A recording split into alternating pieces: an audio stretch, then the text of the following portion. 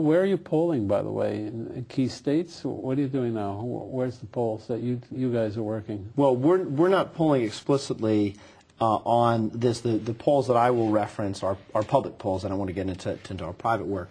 But if you look at the polls in the last week, it's pretty clear that as Americans have really become scared on the economy, I think several things have happened. Number one, I will credit John McCain with this. He made a brilliant decision to put Sarah Palin on the ticket, not for the reason that I think that she is qualified, nor do I share her views. I think that honestly, if the American people understand that this is a woman who doesn't believe in global warming, but does believe in banning books, these are not, I think, mainstream American values. But she became an incredible attraction, and from my perspective, a distraction, because it allowed John McCain to avoid the very subject of the economy for weeks. We've now been forced. You stole the pages. Now you're back to we're back to brass tacks, right? And we're back to the economy. And this is an area where Barack Obama has consistently led, mostly by double digits, for months. And in most polls, he's back up to a lead on the economy by 9, 10, 12, 15 points.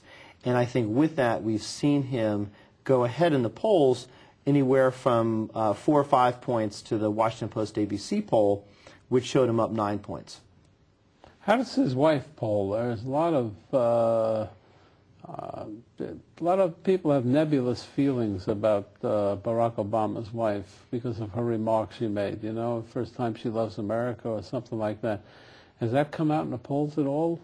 Yes, it has. And I think that Michelle did what I consider to be a fairly extraordinary job when she introduced Barack Obama to the American people back the first night of the Democratic Convention in Denver. I thought that I was sitting there and watching the speech, and my sense was that she connected in a very personal way.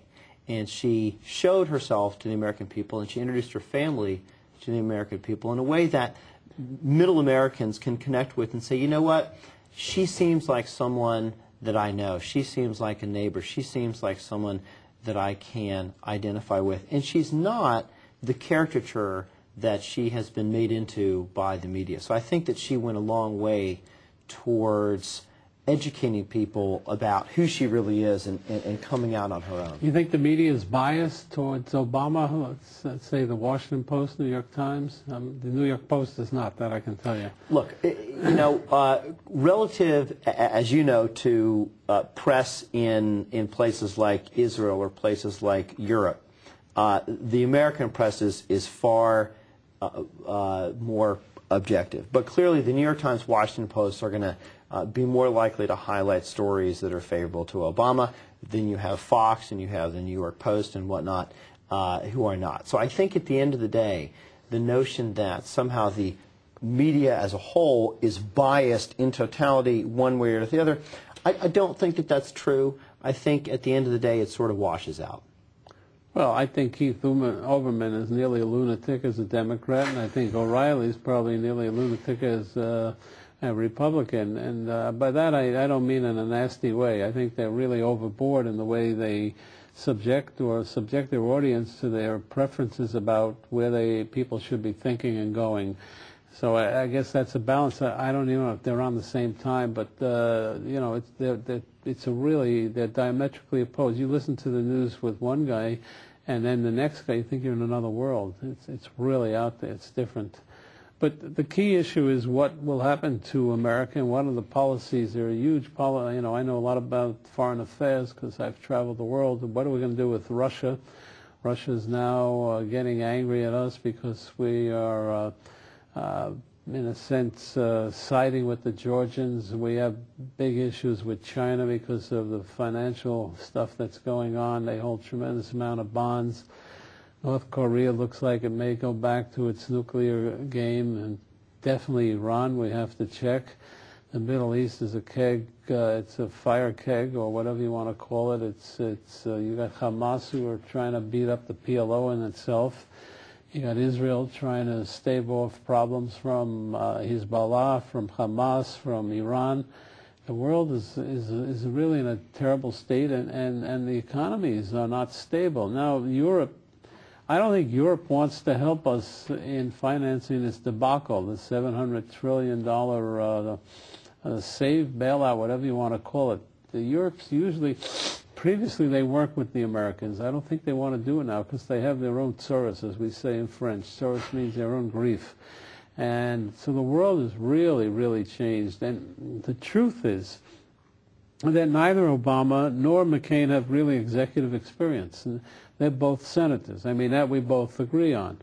And without that experience, and I worked as a lawyer in the Senate. The mindset of senators is totally different than mindsets of executives. But that's an even case. Both guys don't have any executive experience.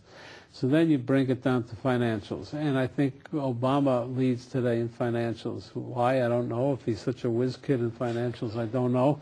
And the people around him are the same people that Clinton had. Who's he have? Roy Rubin, Paul Volcker, that whole gang, right?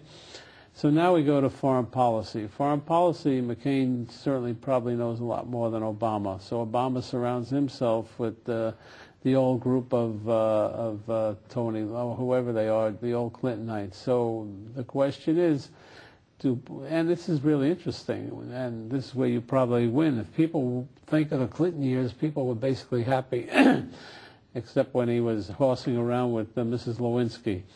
If you're going to compare McCain to Bush years now, then people are going to probably go with Obama, and that's really where it comes down to. So the key is for Obama to, in a sense, associate with the Clintons, although I don't think they love each other, and I think Bill Clinton is still angry that Hillary didn't get the deal. By the way, I saw something on the internet that Biden was willing to resign and put Hillary Clinton in. Did you see that? This is part of the vast right-wing conspiracy. And I was on Fox the other day, and I was asked that, and I said, "Are you kidding me?" You went on Fox as a Democrat? I got to tell you one thing about Fox.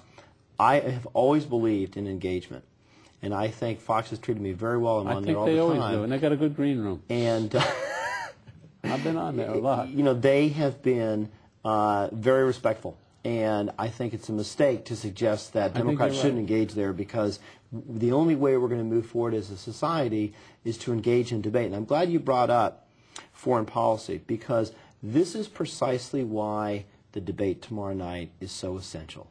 The debate is not going to be about the economy. It's scheduled to be about foreign policy and national security. And the American people deserve to see these two men, mano a mano, to be able to look at their views and differentiate them and judge for themselves about the way we should proceed in the world. One problem I find with the Bush administration, which I'm concerned that McCain will continue, is the single-minded focus on Iraq. You ticked off a list of problems that we have outside that particular zone, and obviously bringing into the war in Iraq and in focusing on Afghanistan and going after al-Qaeda and bin Laden are critical. But we've got to pay attention to these other places, like Russia. I tell you, one thing that concerns me is Ukraine. And Ukraine is a fledgling democracy. You were there a lot. Ukraine's a fledgling democracy that we need to attend to. It's a pleasure. But the one thing I hated about Ukraine, I couldn't find a great hotel there. That was my problem. But you're a whiz, and we'll bring you back to track the elections. We'll see you next week. Happy New Year if you're Jewish. If you're an atheist, just have a happy day. And if you're whatever you are, enjoy. I hope you are anyway. We'll see you next week. Shabbat Tov. Shabbat Tov.